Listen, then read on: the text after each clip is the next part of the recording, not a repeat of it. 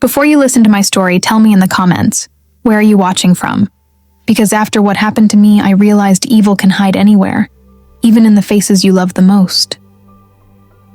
What if the person trying to save you was the one slowly killing you? The hospital air smelled like antiseptic and fear. Machines beeped in rhythm, nurses rushed past with clipped voices, and somewhere down the hall, someone was crying softly. I sat in the corner of that busy waiting room, clutching my purse, my hands trembling as another wave of dizziness washed over me. The world felt blurry, distant. For months I'd been trapped inside this strange illness, one that no doctor could name. They called it a mysterious condition. I called it a slow disappearance. Every morning I woke up weaker than the last. My skin had turned pale, my appetite was gone, and even climbing the stairs felt like dragging a mountain behind me. My son Marcus tried to sound supportive, but his eyes carried exhaustion, not worry. My daughter-in-law, Oilia, however, never missed a chance to remind me how fragile I'd become. She cooked my meals, handled my medications, and told everyone how devoted she was. To outsiders, she looked like an angel in an apron, but sometimes her smiles didn't reach her eyes, and I felt a chill I couldn't explain. What if kindness itself was a disguise? The nurse that morning, her name was Sarah, was unusually quiet.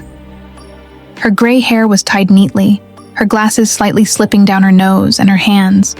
They shook as she checked my blood pressure. I remember her perfume, faint lavender, mixed with the smell of disinfectant. She looked around the room like someone being watched. "How have you been feeling, Mrs. Richardson?" she asked, but her voice cracked midway. "Still tired," I said softly. "Dizzy, weak. My daughter-in-law has been taking care of me." The moment I mentioned Oilia, something in Sarah's eyes changed. She froze. Her hand lingered too long on my wrist. Then she whispered, "Do you ever feel better when you're not home?" I hesitated. Actually, and yes. Last weekend with my sister in Phoenix, I felt almost normal. Sarah's expression tightened. She glanced at the door, then whispered, "I'll be right back."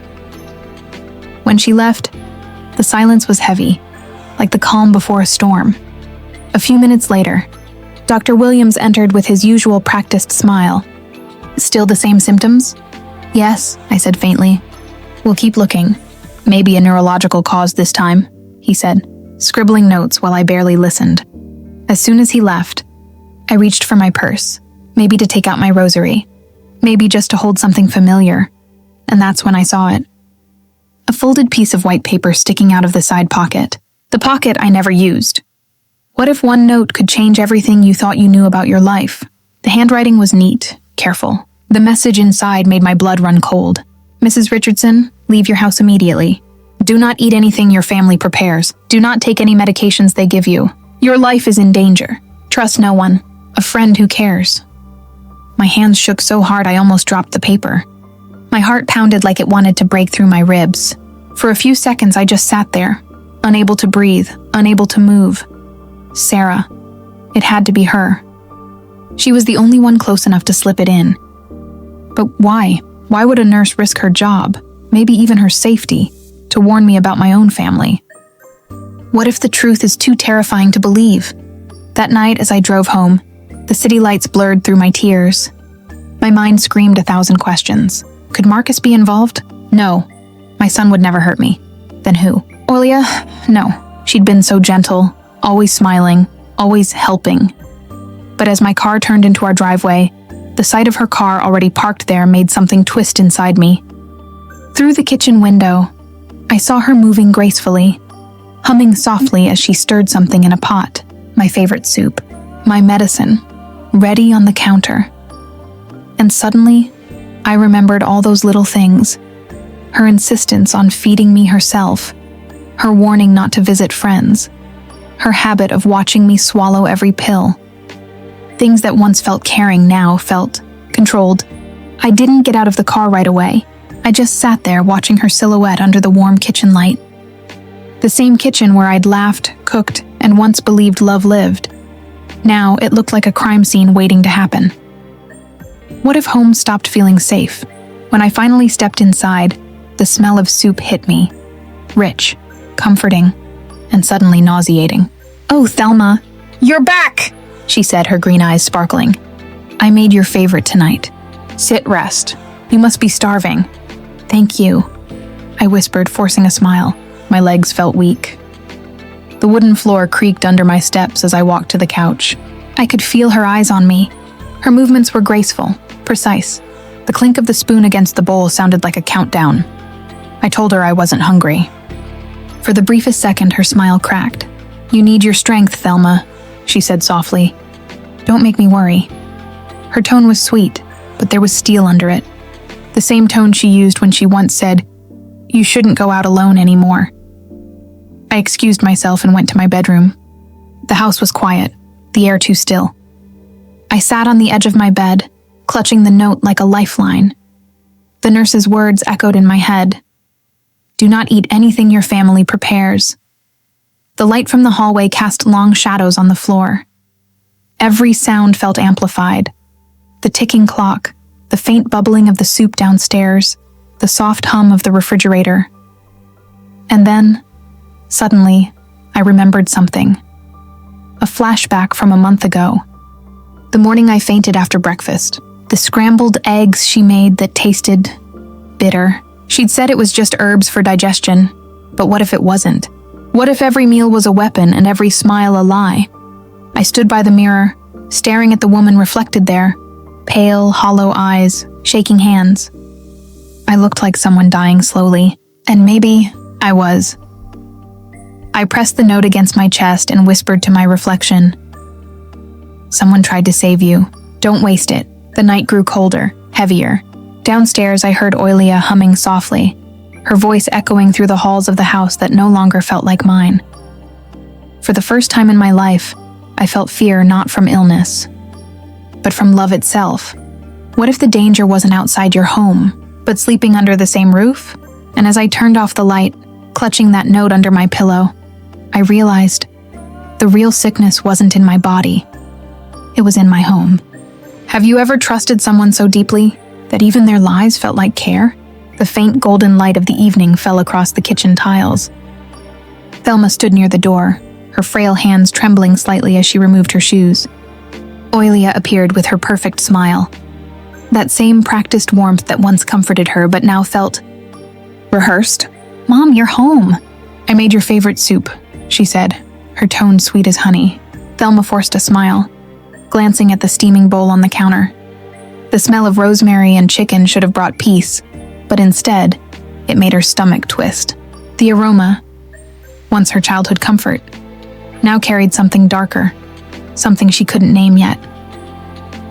She sat quietly, eyes fixed on the bowl. Oilia leaned closer, brushing a strand of hair behind Thelma's ear. You must be tired, Mom. You've been so forgetful lately. Maybe you need rest. Forgetful. That word stung like a blade. Thelma wasn't forgetting. She was remembering too much. What if the hands that feed you were the same hands that slowly destroy you? That night, rain tapped softly against the window glass, and the air carried the scent of wet soil. The house was quiet, too quiet. Thelma lay in bed, her eyes half open, her breathing shallow. She listened. From the kitchen, faint clinks and the whisper of glass touching glass echoed. Oilia was still awake. Thelma slowly turned, pretending to adjust her blanket. The floor creaked under light footsteps. Deliberate, careful, almost secretive. She could hear the fridge door open, the faint sound of a cork being removed. She remembered the week she stayed with her sister in Phoenix. Her headaches had stopped, her dizziness gone, her color returned. But the moment she came back here, to Oilia's care, everything started again. Her chest tightened. Her heartbeat quickened. Something was terribly wrong. Have you ever smiled at someone while knowing they were your death in disguise? The next morning, sunlight filtered through the white curtains, painting the room in shades of pale gold. Oilia entered cheerfully, holding a tray. Breakfast, Mom. I made your tea just the way you like it.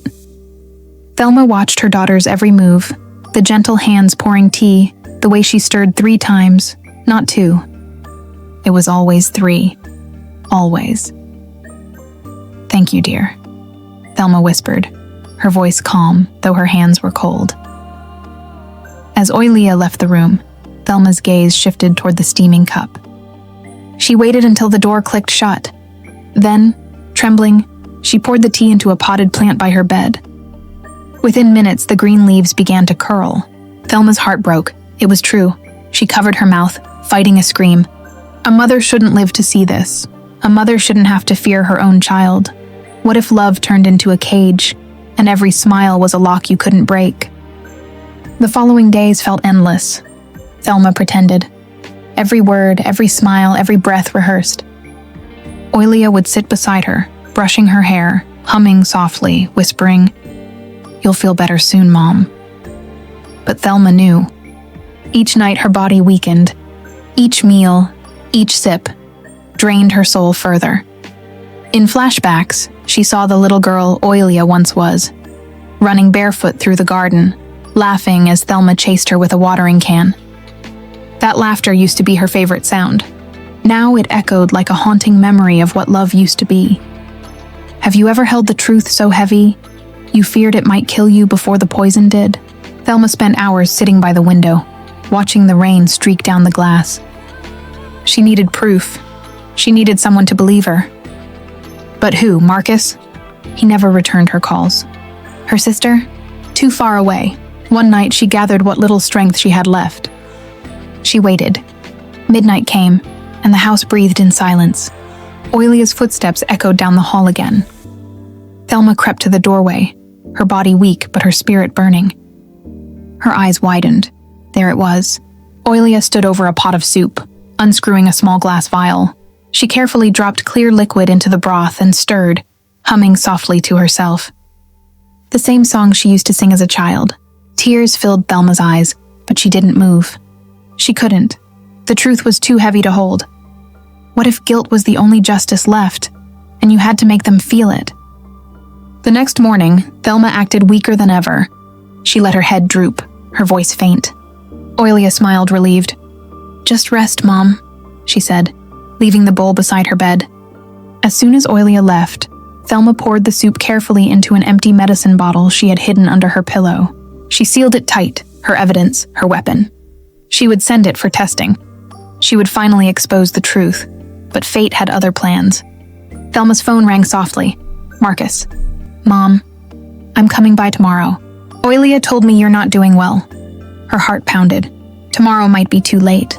And what if tomorrow never came? But justice still did? That night, thunder shook the sky. Oilia entered the room with her usual smile.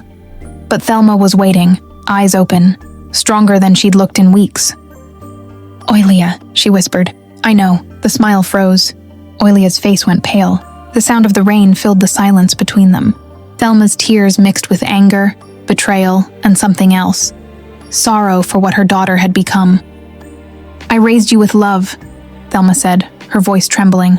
"Not poison." Oilia took a step back, her mask cracking. "You don't understand, Mom. You were sick." "No," Thelma interrupted softly. "You made me sick." Lightning flashed through the window, illuminating the room.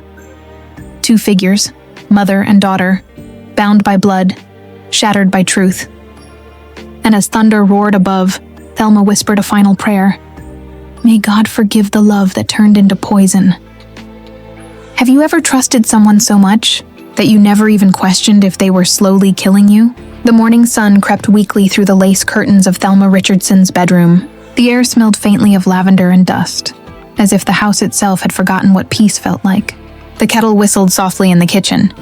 The same kitchen where she once watched Oilia hum and cook with the innocence of a daughter. But now everything felt staged, rehearsed, and wrong. Thelma sat up slowly, her heart heavy, the edges of her mind whispering that something terrible had been living beside her all along. Marcus, her son, had come by the night before. He had noticed the trembling in his mother's hands, the way her eyes didn't quite focus. She told him she'd been taking the vitamins Oilia gave her, small, tasteless tablets in a white bottle. Marcus frowned but didn't say much. Until this morning. He walked into her room holding his phone, his voice calm but edged with fear. "Mom, I just called Dr. Williams. He said he never prescribed anything new for you. What if the person who nursed you back to life was actually the one making sure you never fully recovered?" The words hung in the air like smoke. Thelma's lips trembled, and suddenly her world began to spin. Memories flashed like shards of glass. Oilia's soft smile, the carefully poured tea, the way she always insisted on helping with the medicine. The flashback clawed its way back. A rainy night 2 months ago, Thelma coughing violently, and Oilia rubbing her back gently, whispering, "Don't worry, Mrs. Richardson. I'm here for you. Always. Always." The word now tasted like poison. Marcus's eyes filled with anger, but there was also confusion. He couldn't believe the woman they trusted could do this. He picked up the phone and called the police, his voice trembling as he explained everything. Thelma could barely breathe. She felt her chest tighten, her heart thumping against a cage of betrayal.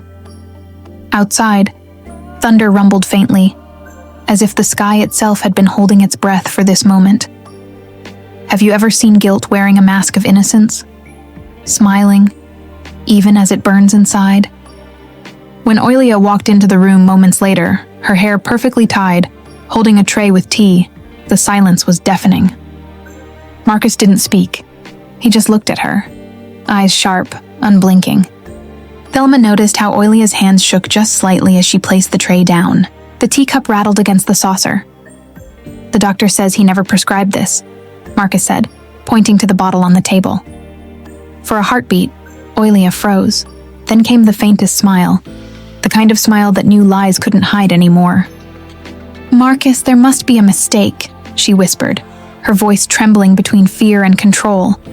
But the truth had already broken the surface. What if the storm you feared outside was already living quietly inside your home? The police arrived within the hour. Thelma sat by the window, her shawl pulled tight, as raindrops painted streaks across the glass. She watched 2 officers move through her kitchen, opening drawers, checking bottles, taking photos. Every sound, every click of the camera, every scribble of pen felt like a nail in the coffin of the life she once knew. Oilia stood still in the middle of the room, her expression unreadable. She didn't cry. She didn't scream. Only when the police asked for her ID did the mask truly fall apart. Her name wasn't Oilia Richardson. It was Olivia Chen, a nurse who had changed her identity after being fired years ago for inconsistent medication practices. Thelma's breath caught in her throat. She remembered the nurse who called her weeks ago, warning her to check her pills, Sarah. That same trembling voice echoed again in her mind. "Please, Mrs. Richardson, don't take anything that woman gives you. My mother didn't survive her kindness." And now, it all made sense. Have you ever felt the ground disappear beneath you? Not because you fell, but because everything you believed in collapsed. Olivia tried to run. When Marcus stepped forward to stop her, she screamed, a raw, broken sound, before shoving past him and sprinting toward the door. But the police were faster. Within seconds, she was handcuffed, her perfect composure replaced by frantic panic. "I wasn't going to hurt her," she cried out, tears streaking down her face. "I was helping her. She needed me." Thelma looked at her, not with hate, but with the sorrow of someone who had finally seen truth in its ugliest form. "No," she whispered softly. "You needed me." The rain outside grew heavier. The thunder cracked across the sky like judgment itself. Later, when everything settled, Marcus sat beside his mother, holding her hand. The house felt emptier than ever before. Police cars had come and gone. The smell of wet soil drifted through the open window. Thelma stared at the half-drunk cup of tea on the table, the last lie that had been served with a smile. What if forgiveness is harder than survival? When the scars left behind don't bleed, but breathe. Days later, Olivia Chen was caught at the airport trying to board a flight to Mexico. She was sentenced to 25 years in prison for attempted murder and fraud. The police found records linking her to several elderly victims, all women who had trusted her, all poisoned slowly under the guise of care. Thelma moved to Phoenix, near her sister, to start anew. The sunlight there felt different, warmer, cleaner, freer, but every night, before sleeping, she would sit near the window and listen to the faint hum of the desert wind, whispering through the silence. In that sound, she often heard echoes of the life she almost lost, and the quiet courage that saved her. One evening, A journalist visited her for an interview. The camera's red light blinked softly. Thelma's hands trembled slightly as she began to speak. Her eyes glistened, her voice calm but heavy with truth. If that nurse hadn't warned me, I would have never known what was happening. Sometimes strangers see the danger our own families hide. The camera kept rolling, capturing not a victim, but a survivor. A woman who learned that evil doesn't always knock loudly. Sometimes it whispers while serving tea. Have you ever realized that the monsters we fear the most are the ones who know how to love us just right before they kill us? The screen fades to black. Only the sound of rain remains, and now, the truth is finally out. But sometimes the truth doesn't bring peace. It only opens old wounds. She lost everything. Her trust, her family, her peace. But in that pain, she found strength. And now the question is, can she forgive the one who tried to destroy her? Or will she destroy herself trying? Tell me in the comments, if this was your mother, would you forgive the betrayal or walk away forever? Your answer might reveal more about you than you think. If this story touched your heart, hit subscribe, leave a comment, and turn on notifications, because Chapter 4 will show you how one broken soul found the courage to fight back. And the price she paid for it. Stay tuned. This isn't just a story. It's a reminder that sometimes the worst betrayals come from the people who called us family,